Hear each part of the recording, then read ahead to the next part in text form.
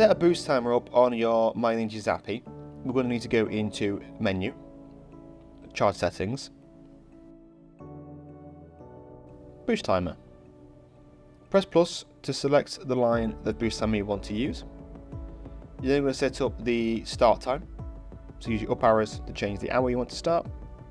Press plus to move across to the minutes. This is a 15-minute intervals. Press plus again to move over to the duration.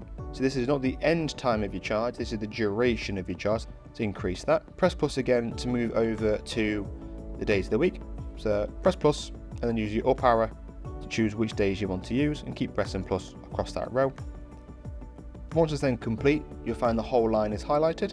That is that boost timer now set.